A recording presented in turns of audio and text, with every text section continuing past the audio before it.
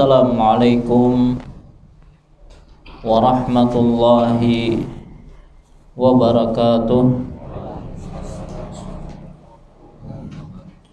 Innal hamdalillah hamdan katsiran thayyiban mubarakan fihi kama yuhibbu rabbuna wa yardah. Wa ashhadu an la ilaha illallah wahdahu la syarikalah wa ashhadu anna Muhammadan abduhu wa rasuluh. Allahumma salli wa sallim wa barik ala nabiyyina wa rasulina Muhammadin wa ala alihi wa ashabihi wa man tabi'ahum bi ihsanin ila yaumiddin. Amma ba'd, fa ya ibadallah, kaum muslimin wal muslimat, keluarga sabarataan rahimani Allahu wa iyyakum. Alhamdulillah, segala puji bagi Allah Subhanahu wa ta'ala yang telah memberikan kepada kita kesehatan, kekuatan, taufik dan hidayahnya, sehingga kembali kita bisa berkumpul di majelis yang mulia ini dalam rangka menghadiri kajian rutin kita, yaitu mengkaji tafsir juz amma.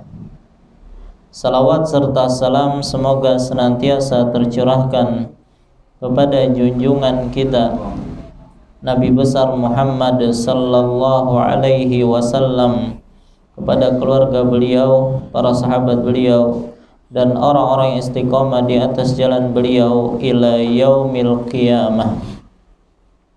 Insyaallah pada kesempatan malam hari ini kita akan melanjutkan pembahasan kita, masih membahas tafsir dari surah Al-Kautsar, yang mana pada pertemuan yang lalu kita telah membahas tentang tafsir global dari surah Al-Kautsar,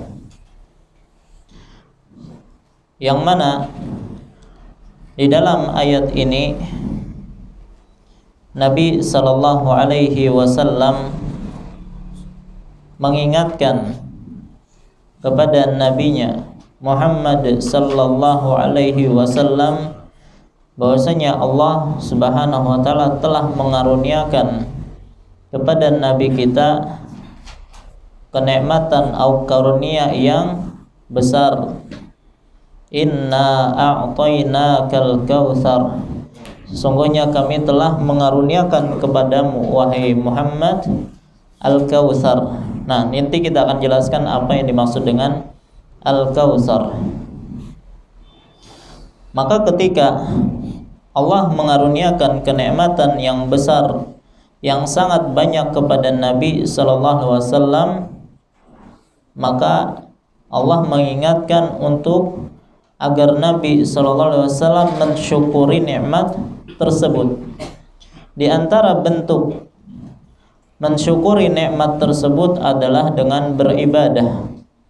Dan ibadah yang disebutkan atau ditonjolkan dalam ayat ini adalah salat dan berkurban.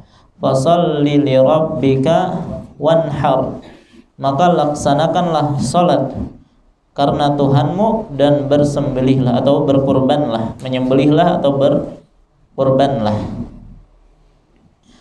Baik. Nah, kemudian bagi mereka yang telah istiqomah di atas jalan ibadah, istiqomah dalam ketaatan kepada Allah, ya, maka orang yang seperti ini pasti akan mendapatkan cobaan, tantangan, ya. Maka diperlukan yang namanya kesabaran dalam menghadapi tantangan tersebut, ya. Kemudian ingatlah bahwasanya sebenarnya mereka-mereka yang membencimu itulah yang akan terputus dari apa? Rahmat Allah Subhanahu wa ta'ala. Inna syani'aka wal abtar. Sesungguhnya orang yang membencimu itulah orang yang akan terputus, yaitu dari rahmat Allah. Nah, ini adalah kandungan global dari surah Al-Kautsar dan telah kita jelaskan pada pertemuan yang lalu. Maka insya Allah pada malam hari ini kita akan memasuki tafsir rinci dari surah Al-Kautsar. Ya, kita akan mulai dari ayat yang pertama yang bunyinya Inna a'tainakal kautsar. Baik. Inna a'tainaka. Apa artinya? Yuk yang biasa membaca surah Al-Kautsar. Sesungguhnya kami. Ya, siapa kami di sini? Allah. Ya. Baik, yang menjadi pertanyaan, kami itu tunggal atau jamak? Tunggal atau jamak? Dan penggunaan kami itu kan banyak biasanya untuk kata ganti jamak. Apakah Allah jamak? Ya. Tidak ya. Qul huwallahu ahad. Katakanlah Allah itu esa atau tunggal. Ya. Nah, kenapa di sini di dalam ayat ini justru memakai kata inna, sesungguhnya kami. Ya, bukankah tadi kita katakan bahwasanya Allah itu tunggal, tidak berbilang. Maka apa di sini dikatakan sesungguhnya kami, ya. Padahal yang namanya kami itu dipakai untuk pelaku jamak atau plural, ya. Ada yang tahu? Dan ini banyak di dalam Al-Qur'an. Inna nahnu nazzalna dzikra wa inna lahu lahafizun. Sesungguhnya kami telah menurunkan adz-dzikra, maksudnya Al-Qur'an, dan kamilah yang akan menjaganya. Baik, di sini juga menggunakan kami. Ya, padahal Allah tunggal. Kenapa memakai kami? Maka para ulama memberikan beberapa jawaban. Para ulama memberikan beberapa jawaban. Di antaranya adalah penggunaan kata ganti jamak, ya, untuk tunggal fungsinya adalah untuk ta'zim. Apa itu ta'zim? Ya, pengagungan. Yang menandakan kebesaran dan keagungan siapa? Allah Subhanahu wa ta'ala. Ya, jadi walaupun Allah satu, tapi Allah itu maha besar, Allah maha agung. Ya, maka menggunakan sesungguhnya kami. Dan ini banyak di dalam Al-Qur'an seperti kita katakan tadi. Maka hal ini tidak bisa dijadikan dalil bahwasanya Tuhan itu berbilang, ya. Karena ada sebagian orang yang tidak suka dengan Islam menyatakan, "Wah, kalian mengingkari kami, ya, dengan keyakinan trinitas kami. Sementara Tuhan kalian juga banyak."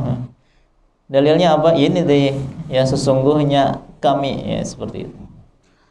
Maka jawabannya, ya, penggunaan kata kami di sini adalah tujuannya untuk ta'zim, pengagungan. Baik. Karena kalau itu, ya, yang dijadikan alasan atau hal itu benar apa yang dikatakan orang tadi bahwasanya Tuhan berbilang dengan berdalilkan hadis ini, maka tentu saja Abu Jahal juga akan menggunakan dalil ini. Ya. Nanti Abu Jahal bilang, "Wahai Muhammad, kamu kok melarang-larang kami? yang menyembah Tuhan-Tuhan kami sementara Tuhan kamu juga berbilang, kan gitu. Tapi nggak ada hal itu disampaikan oleh siapa? Abu Jahal. Ya, berarti ya pemahaman orang Arab, penggunaan kata kami itu terkadang bisa ditujukan untuk tunggal. Ya. Dan ini tujuannya untuk pengagungan. Nah, ini alasan yang pertama atau jawaban pertama yang disampaikan oleh para ulama. Di antaranya juga ya, kami di sini bisa mencakup Allah dan juga para malaikat Allah yang ditugaskan oleh Allah Subhanahu wa taala. Ya, bukannya Allah berfirman tadi, inna nahnu nazzalna dzikra wa inna lahu lahafizun. Sesungguhnya kami telah menurunkan az-dzikra. Dzikra di sini adalah Al-Qur'an. Baik, wa inna lahu lahafizun. Sekarang yang menurunkan Al-Qur'an itu melalui perantaraan siapa? Malaikat Jibril. Ya. Berarti ya bisa jadi makna dari kami ini adalah mencakup Allah dan juga para malaikat yang ditugaskan oleh Allah. Maka jamak. Ya. Ini juga sebagian jawaban ulama dalam masalah ini. Baik. Kemudian juga jawaban yang ketiga. Di antara ahli tafsir ada yang menjelaskan penggunaan kami di sini menunjukkan bahwasanya apa yang disebutkan setelahnya itu merupakan sesuatu yang besar.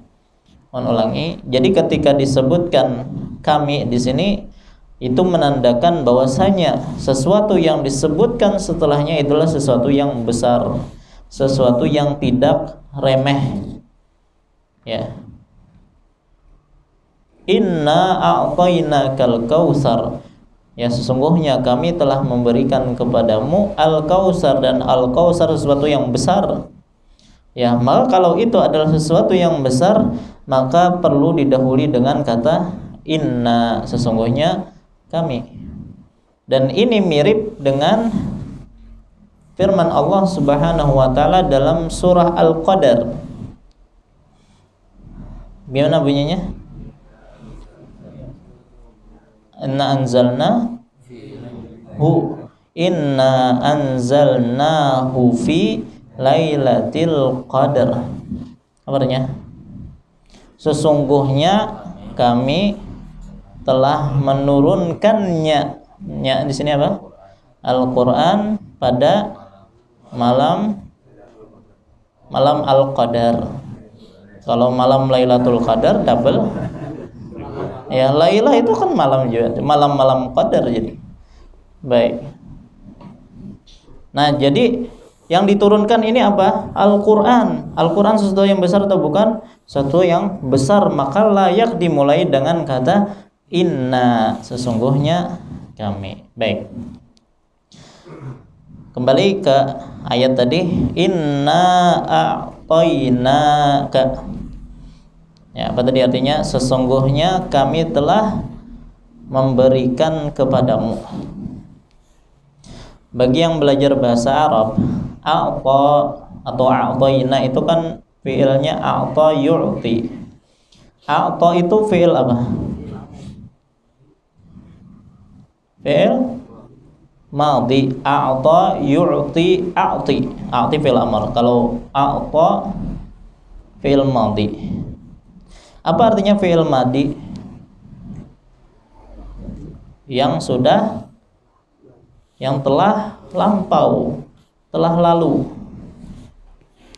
Baik, sesungguhnya kami telah memberikan kepadamu Al-Kautsar. Al-Kautsar itu nanti kita sebutkan, Al-Kautsar itu adalah sungai yang ada di surga.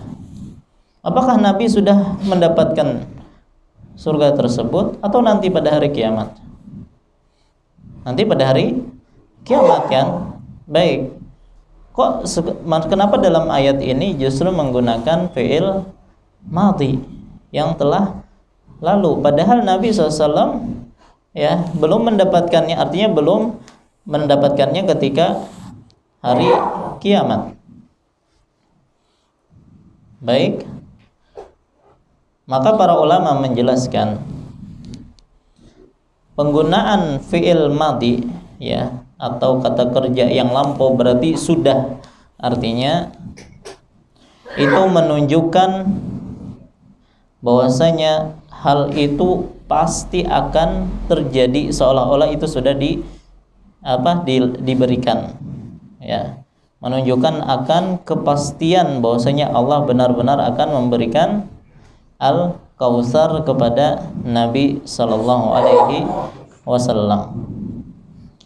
Baik. Padahal kan kalau belum diberikan berarti harusnya inna sanu'tika pakai fi'il mudhari'.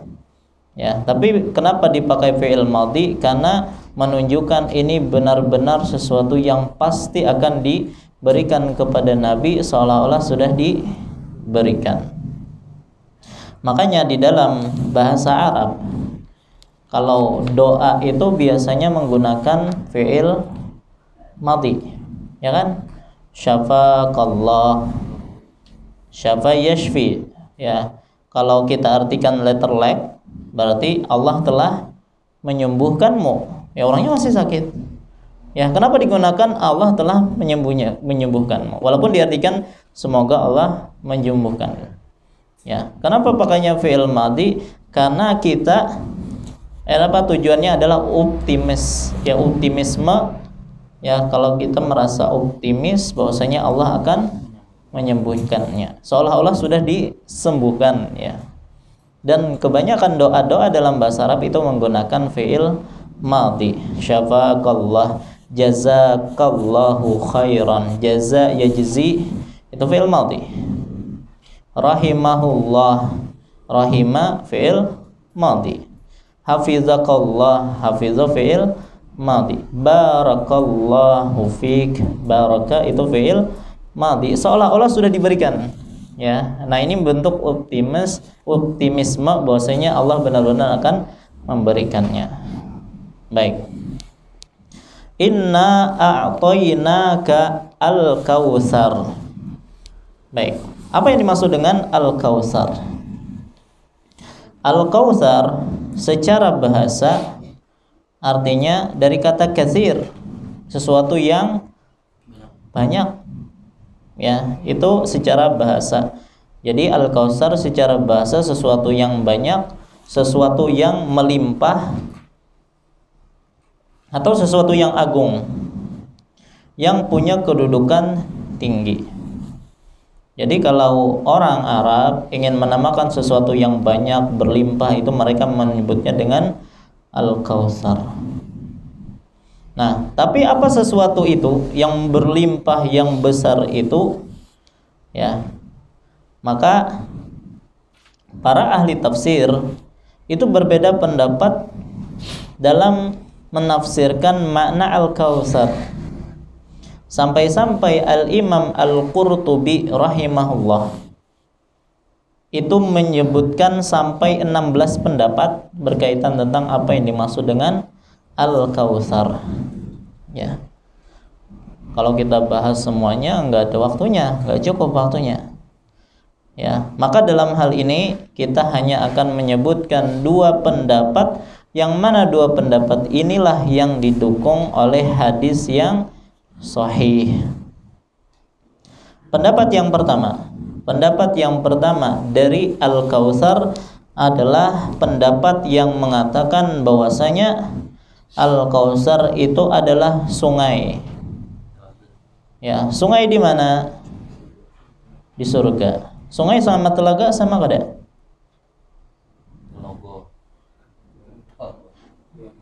Beda oleh. Sungai mengalir, kalau telaga kada. Kayak danau gitu lah, itu telaga. Berarti pendapat pertama menyatakan yang dimaksud dengan Al-Kautsar itu adalah sungai. Sungai yang ada di mana? Di surga. Ini pendapat pertama. Pendapat yang kedua adalah pendapat yang mengatakan bahwasanya Al-Kautsar adalah telaga. Telaga di mana? lain? Padang mahsyar. Telaga Rasulullah yang ada di padang mahsyar. Baik, jadi pendapat pertama adalah sungai yang ada di surga, dan yang kedua adalah telaga yang ada di padang mahsyar atau yang diistilahkan dengan haud. Baik. Nah, adapun mayoritas ulama menafsirkan Al-Kautsar ini, ya, yang mana mereka menyebutkan bahwasanya dua hal ini merupakan Al-Kautsar. Sungai di surga disebut Al-Kautsar, sebagaimana juga telaga di padang mahsyar juga disebut dengan Al-Kautsar. Ya. Terus gimana? Berarti ada sungai Al-Kautsar sama telaga Al-Kautsar kayak itu kah? Kok bisa? Baik. Dan inilah yang dipilih oleh imam ahli tafsir, ya, ketika menafsirkan Al-Kautsar mencakup dua hal ini. Sungai yang ada di surga dan juga telaga yang ada di padang mahsyar. Siapakah imam ahli tafsir yang dimaksud? Hah? Ibnu Katsir lain. Bukan. Yang menulis tafsir paling besar. Nah, Imam At-Tabari. Nah, Imam At-Tabari. Jadi kalau disebutkan imamnya ahli tafsir, maksudnya siapa? Imam At-Tabari. Ya. Ulun berisi kitabnya, kitab tafsir At-Tabari itu berapa ya? 20 jilidan rasanya. Ya, jadi waktu full cuma kitab tafsir At-Tabari. Bahasanya itu Masya Allah tinggi. Baik, kalau hanya belajar jurmiyah kada kawan baca itu. Baik. Nah, jadi Al-Imam At-Tabari dan diikuti oleh ulama-ulama yang lain menafsirkan yang dimaksud dengan Al-Kautsar mencakup dua tadi, sungai yang ada di surga dan telaga yang ada di padang mahsyar. Baik. Dalil kenapa tafsir dari Al-Kautsar itu mencakup dua hal ini, ya. Dalilnya adalah sebuah kejadian yang diceritakan oleh Anas bin Malik radhiyallahu anhu, bahwasanya Rasulullah SAW, ya, atau Anas berkata, baina Rasulullah sallallahu alaihi wasallam dzata yaumin baina azhurina. Suatu hari manakala Nabi sallallahu alaihi wasallam berada di tengah-tengah kami, id aqfa iqfa'atan, tahu-tahu beliau ngantuk sejenak. Ya, jadi ngumpul bersama para sahabat, tiba-tiba Rasulullah ngantuk sejenak. Ya, ingat, ini bukan dalil disunahkannya ngantuk pas kajian. Oh, itu Nabi jangan ngantuk kalau jangan dijadikan dalil. Baik. Jadi tahu-tahu beliau ngantuk sejenak. Ya, sejenak saja, ya. Kalau ngantuk kajian berapa lawas? Ya, sepanjangan sampai habis sampai doa kafaratul majlis, ya. Hanya sigar, gitu. Baik. Nah, jadi tiba-tiba Nabi SAW itu ngantuk, ya. Dan ini salah satu tanda bahwasanya beliau sedang turun wahyu, diturunkan wahyu kepada beliau. Jadi Nabi SAW ketika turun wahyu itu macam-macam, ya. Ada ketika itu beliau sangat banyak keringatan misalnya, padahal cuaca yang dingin. Ada seperti gemerincing, lonceng kata beliau, dan itu yang paling berat, ya. Ada ketika itu Jibril menjelma menjadi seorang manusia misalnya.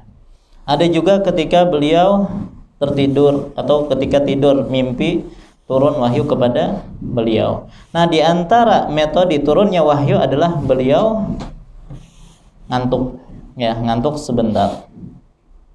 Summa rafa'a ra'sahu mutabassiman. Nah, setelah itu beliau bangun Beliau mengangkat kepala beliau sambil tersenyum. Ya.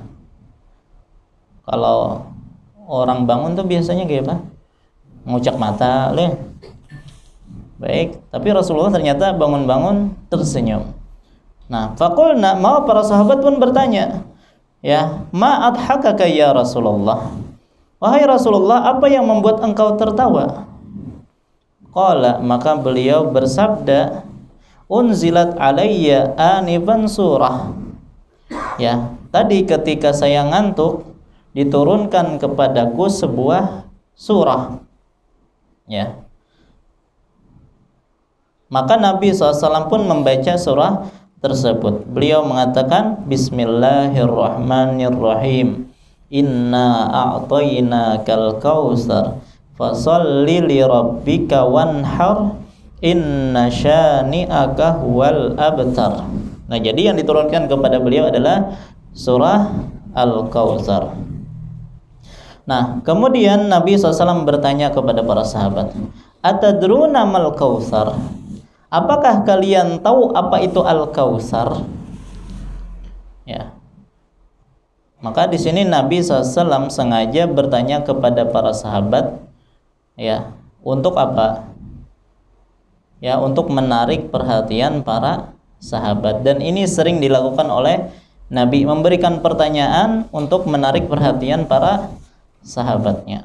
Dan itu metode yang bagus di dalam mengajar, ya. Jadi kita bikin penasaran dulu biar menarik perhatian. Maka ketika mereka ditanya, apakah kalian mengetahui apa itu Al-Kautsar? Maka para sahabat menjawab, Allahu wa rasuluhu a'lam. Allah dan Rasulnya lebih tahu. Ya, kami nggak tahu, kata para sahabat. Nah, inilah harusnya yang menjadi jawaban kita kalau ditanya, kalau kita memang tidak tahu. Ya, jadi jangan gengsi mengatakan la adri, aku enggak tahu. Ya, wallahu a'lam. Ya, kadang-kadang ya seorang guru amun ditakuni oleh muridnya gitu kan. Wah, ini amun kada dijawab gengsi nih. Ya, akhirnya jawab aja. Kadang mutar-mutar jawabannya. Ya, padahal kada tahu jawabannya tuh. Ya, daripada gengsinya kayak itu nah. Ya. Padahal malaikat saja ketika mereka tidak tahu, mereka mengatakan tidak tahu. Mana dalilnya? Dalilnya adalah dalam surah Al-Baqarah ayat 31 sampai 32. Yang mana ketika Allah Subhanahu wa taala mengajarkan kepada Adam nama-nama segala sesuatu, maka Allah menguji para malaikat, wahai para malaikat, coba sebutkan nama-nama yang telah aku ajarkan kepada Adam. Apa kalian bisa? Apa jawaban mereka? Qalu subhanaka la ilma lana illa ma 'allamtana. Ya, maha suci engkau, ya Rabb kami. Tidak ada ilmu bagi kami kecuali apa yang engkau ajarkan kepada kami. Artinya kami tidak tahu. Itu malaikat. Ya, mengaku tidak tahu. Begitu juga Nabi SAW pernah ditanya oleh Jibril tentang kapan hari kiamat. Apa kata Nabi SAW? Mal mas'ulu anha bi'alama minas sa'il. Tidaklah orang yang ditanya lebih mengetahui daripada orang yang bertanya. Sama-sama kada tahu, kata Nabi. Para sahabat, ya, dalam hal ini mereka mengatakan Allahu wa rasuluhu alam, kami kada tahu. Ya. Dan Ali bin Abi Thalib mengatakan dalam hal ini, wala yastahi man ya'lam idza su'ila amma la ya'lam ayyakula Allahu a'lam.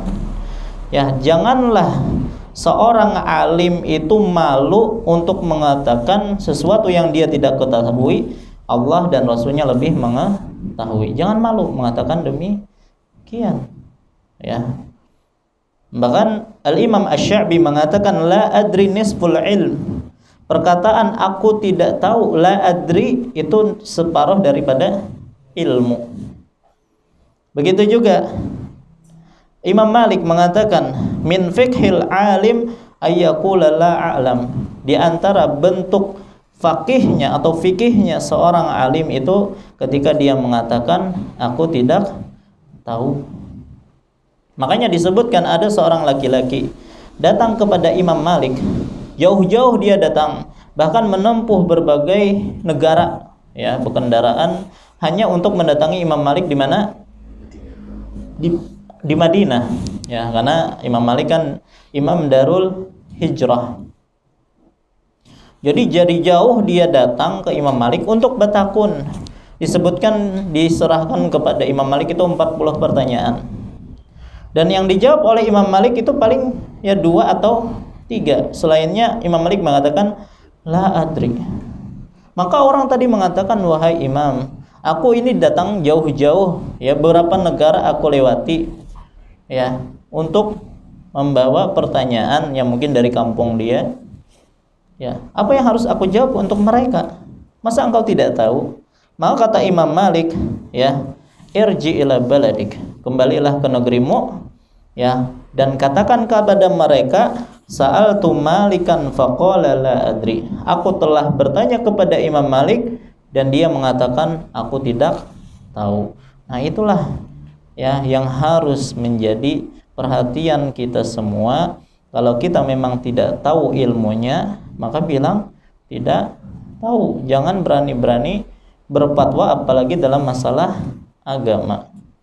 Ya, jangan mentang-mentang udah lama ngaji nih, ya, datang ke warung berfatwa. Wah, apapun yang ditanya dijawab. Wah, ini hati-hati.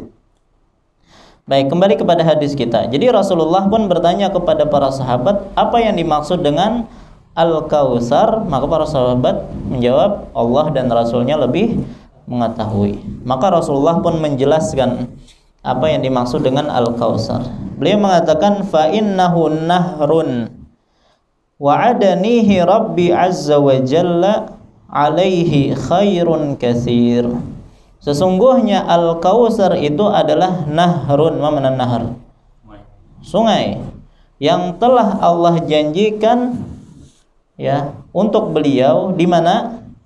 Di surga. Yang mana di dalamnya ada kebaikan yang sangat banyak. Berarti ini tafsiran langsung dari Nabi sallallahu alaihi wasallam. Maka kalau Nabi sendiri yang sudah menafsirkannya, maka ya tugas kita adalah sami'na wa ata'na, karena beliau yang lebih paham tentang isi Al-Qur'an. Baik, kemudian beliau melanjutkan. Jadi setelah menjelaskan itu sungai di surga, ternyata beliau menjawab, huwa haudun taridu alaihi ummati yaumal qiyamah. Al-Kautsar itu juga adalah haud, telaga yang akan dikunjungi oleh para umatku pada hari kiamat. Ya, nanti ketika mereka di padang mahsyar. Hadis riwayat Imam Muslim.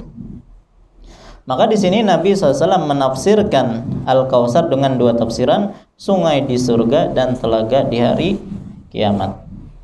Ya, dan dua-duanya benar. Ya, dua-duanya benar. Kok bisa dua-duanya benar? Nah, para ulama menjelaskan telaga yang di padang mahsyar, telaga yang ada di padang mahsyar itu sumber airnya berasal dari mana? Nah, berasal dari sungai Al-Kautsar yang ada di surga. Oh, jadi telaga itu sumber airnya berasal dari surga.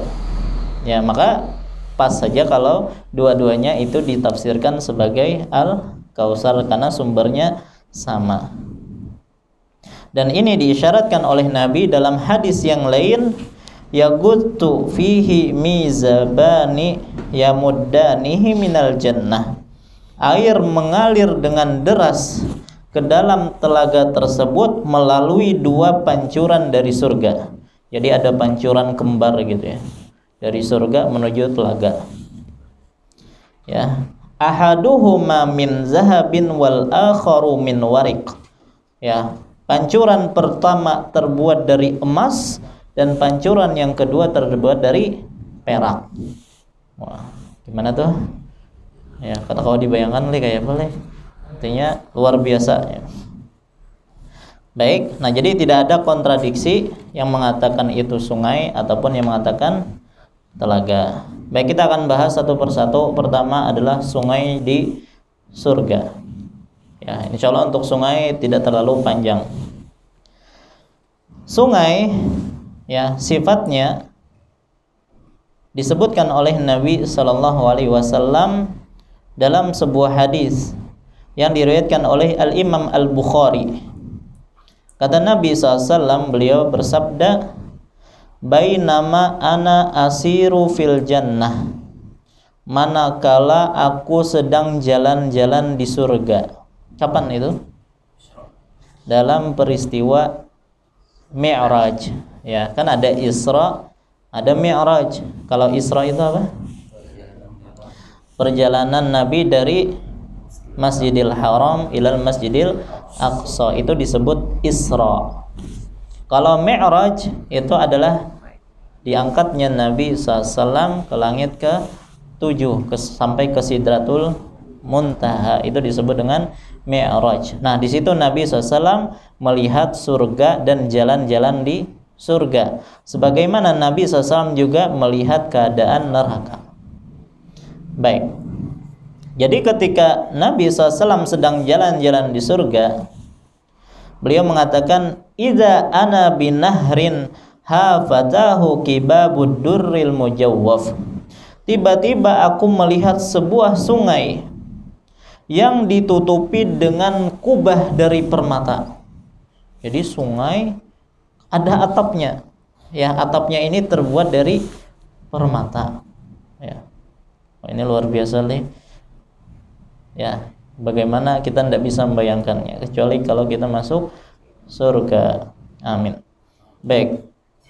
Maka Nabi SAW pun berkata, "Ma hadza ya Jibril?" Apa ini wahai Jibril? Ya. Maka Jibril pun menjawab, "Hadza al-Kautsar." Ini adalah al-Kautsar alladzi a'taka rabbuka. Ya, yaitu Kautsar yang telah diberikan oleh Rabbmu kepadamu. Ya. Nah, disebutkan ketika beliau diberitahu bahwasanya itulah Al-Kautsar di hadapan beliau, maka dalam riwayat yang lain yang disebutkan oleh Imam Abu Daud, fadarabal malakul ladzi ma'ahu yadahu fastakhraja miskan. Ya, maka ketika itu Jibril pun memukulkan tangannya ke sungai tersebut, dan ketika diangkat ternyata ya tangan Jibril itu mengangkat pasir dari misk. Misk itu apa? Ya, diartikan minyak kasturi. Minyak kasturi itu kayak apa? Lain buah kasturi, lain pulang itu. Minyak wangi ya, itu minyak kasturi jarang. Baik, maka coba pasirnya aja wangi gitulah. Baik. Kemudian dalam hadis yang lain diriwayatkan oleh Imam Muslim, Nabi bercerita, "Al-Kautsar nahrun fil jannah." Kautsar itu adalah sungai di surga. Hafatahu min zahabin, kedua tepinya dari emas. Ya. Kemudian wa majrahu 'ala durri wal yaqut, dan airnya mengalir di atas permata dan yakut. Ya, yakut juga permata ya. Turbatuhu atyabu minal misk, pasirnya atau tanahnya itu lebih harum daripada misk, yaitu minyak kasturi tadi. Wa ma'uhu ahla minal asal, dan airnya itu lebih manis daripada asal. Mamanal asal? Madu. Wa abyadu minas salj, dan lebih putih daripada salju. Ya. Pernah ketemu sungai seperti itu? Ya. Ya, kalau sungai Barabai gimana? Ya. Warnanya susu. Oh ya, warna susu coklat ya. Betul. Itu adalah sungai Al-Kautsar yang ada di surga. Yang kedua adalah apa tadi? Telaga Al-Haud. Baik. Di padang mahsyar ada berapa jumlah telaga? Apakah telaga itu cuma satu atau banyak? Jawabannya banyak. Ya, telaga itu banyak. Sebanyak apa? Sebanyak jumlah nabi. setiap nabi punya telaga. Berapa jumlah nabi?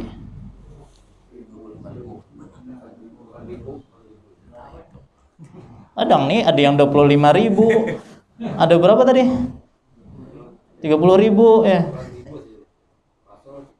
Ada 25 kah nyambar sini? 25. Salawi ya. Itu yang disebutkan dalam Al-Qur'an salawi itu. Ya. Jadi kata Nabi SAW, inna likullin nabiyyin haudan. Sesungguhnya setiap nabi itu memiliki telaga. Berapa jumlah nabi? Nah, ya kan? Jumlah nabi dalam sebuah riwayat, walaupun riwayat ini diperselisihkan kesahihannya oleh para ulama. Ya. Ketika ada sahabat yang bertanya, "Wahai Rasulullah, kamil anbiya?" Wahai Rasulullah, ada berapa jumlah para nabi? Maka beliau menjawab, mi'atu alfin wa arbatin wa ishruna alfan. Ya, 124.000 itu jumlah nabi. Jadi banyak nabi itu. Ya. Terus yang 25 itu apa? Enggak, tidak semuanya. Ya. Nabi Adam itu nabi, bukan rasul. Ya, yang 25 itu yang dikisahkan oleh Allah di dalam Al-Qur'an. Makanya dalam firman Allah dalam surah Al-Ghafir ayat 78, "Walaqad arsalna rusulan min qablik." Wahai Muhammad, telah kami utus rasul-rasul sebelum engkau. Minhum man qasasna 'alaika, di antara mereka ada yang kami kisahkan, itu yang di dalam Al-Qur'an. Wa minhum lam naqsus 'alaik, dan sebagian mereka tidak kami ceritakan, dan lebih banyak yang tidak diceritakan oleh Allah Subhanahu wa taala. Baik, berarti banyak jumlah telaga. Ya, itu nabi ya. Berapa tadi? 174.000. Kalau rasul? Ada riwayat yang mengatakan 313 rasul. Dalam riwayat yang lain 315. Ala kulli hal rasul lebih sedikit daripada nabi. Berarti haud yang ada di padang mahsyar itu banyak jumlahnya, sebanyak jumlah para nabi. Kemudian Nabi melanjutkan, wa innahum yatabahawna ayyuhum aktsaru waridatan. Dan para nabi tersebut masing-masing akan membanggakan siapa telaganya yang paling banyak dikunjungi. Jadi semakin banyak yang mengunjungi, mereka semakin bangga. Baik. Nah, jadi Nabi SAW bersabda, wa inni arju an akuna aksarahum waridatan, dan aku berharap bahwasanya telagakulah yang paling banyak dikunjungi. Dan betul, telaga Nabi lah yang paling banyak dikunjungi. Baik. Kemudian, bagaimana ukuran dari telaga Nabi sallallahu alaihi wasallam? Beliau menjelaskan, haudi masiratu syahrin. Telagaku itu panjangnya sepanjang perjalanan 1 bulan. Jadi kalau ada orang berjalan selama 1 bulan, kira-kira sampainya ke mana tuh? Kalau dari Barabai sampainya ke mana tuh sebulan? Sejam menampal non-stop ini. Nah, pokoknya seitulah luasnya telaga Nabi sallallahu alaihi wasallam. Ya, dan disebutkan wa zawayahu sawaun, dan seluruh sisinya itu sama. Berarti persegi. Ya, jadi 1 bulan, 1 bulan, 1 bulan, 1 bulan. Kalau kita keliling 4 bulan hanya tak keliling. Ya, itu bagaimana bentuk telaga Nabi sallallahu alaihi wasallam. Disebutkan ya, karena telaga Nabi itu yang paling banyak pengunjungnya, otomatis harus banyak gelasnya karena sebuting bergantian ya. Jadi disebutkan, kata Nabi SAW, wa akwabuhu adadun nujumis sama, ya, bahwasanya cangkirnya, gelasnya itu jumlahnya adalah sebanyak bintang yang ada di langit. Wah, berapa tuh jumlahnya tuh? Ada yang bisa menghitung bintang? Wah, tidak terhitung. Ya, berarti banyak gelasnya. Jadi jangan khawatir Ya, kalau kita minum kada terpakai bekas orang, insya Allah. Baik. Kemudian disebutkan, ya, Nabi SAW bersabda, ana faratukum 'alal haud. Akulah yang akan menunggui di telaga. Ya, aku akan menunggui kalian di telaga. Ya, berarti seolah-olah yang melayani kita ketika di telaga Nabi adalah Nabi SAW sendiri. Ya, Masya Allah. Ya, belum di surga kita sudah bisa melihat Rasulullah SAW. Tentunya ini untuk orang-orang yang beriman. Baik. Kemudian bagaimana sifat air? Sifat air yang ada di telaga Nabi SAW. Kata beliau, asyaddu bayadan minal laban. Airnya lebih putih daripada susu. Wa ahla minal asal. Apa tuh? Dan lebih manis daripada madu. Jadi pertama sifatnya tadi lebih putih daripada susu, lebih manis daripada madu. Wa abradu minas salji, dan lebih dingin daripada es. Lebih dingin daripada es. Ya, segar. Apalagi di padang mahsyar yang saking panasnya itu perlu yang sejuk, ya. Yang keempat, wa atyabu raihatan minal misk. Lebih wangi, lebih harum daripada minyak kasturi tadi. Ya. Berapa sudah tuh? 4. Ya, ulang lagi, airnya lebih putih daripada susu, lebih manis daripada madu, lebih dingin daripada es, lebih harum daripada minyak kasturi. Dan yang kelima, man syariba minhu lam yazma ba'dahu abadan. Barang siapa sekali saja dia meminum satu teguk saja dari telaga tersebut, maka dia tidak akan pernah haus selama-lamanya. Baik. Ada kada minuman kayak itu di dunia nih? Putih kayak madu, ya. Putih kayak susu, itu lebih putih daripada susu. Kalau susu sendiri, ya, kalau dicium baunya apa? Wangi kada? Habis amis gitu leh. Baik. Kalau madu apa enggak ya, Pak? Warnanya apa enggak ya, Pak, madu? Kuning, kurang bagus leh. Kada menarik gitu. Baik. Kemudian kalau es rasanya gimana? Kada ada rasanya es itu mah. Paling dingin aja leh.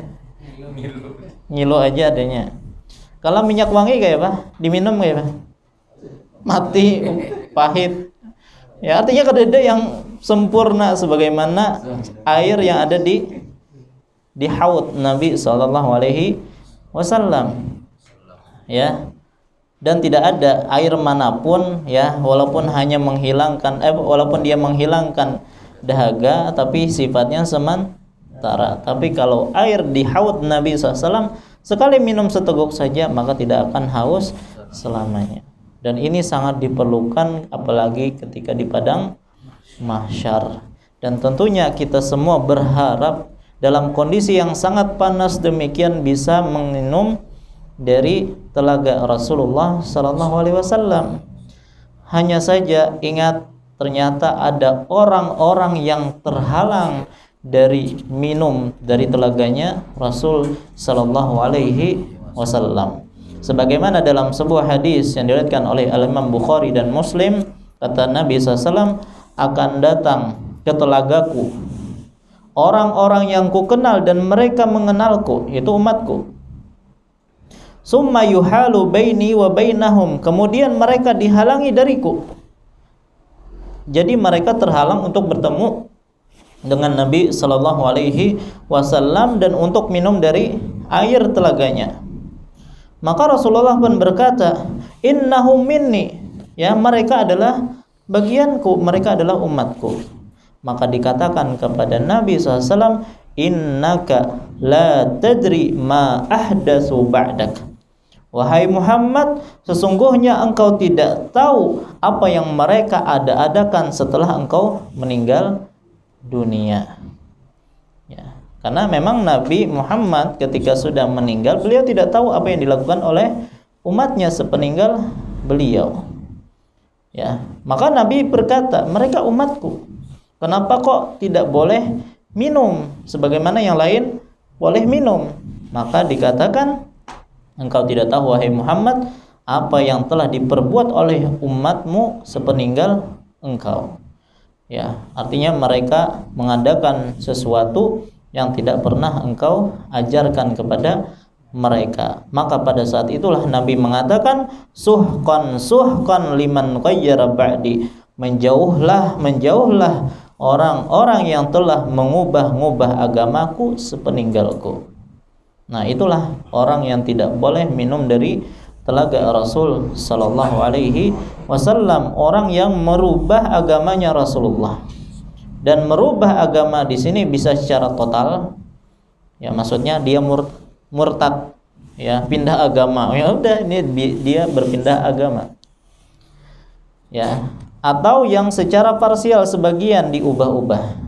Dia masih Islam tapi tata cara ibadahnya tidak sesuai dengan tata cara ibadah yang dicontohkan oleh Rasulullah sallallahu alaihi wasallam. Ya, merubah-rubah cara ibadah yang sudah paten diajarkan oleh Rasulullah.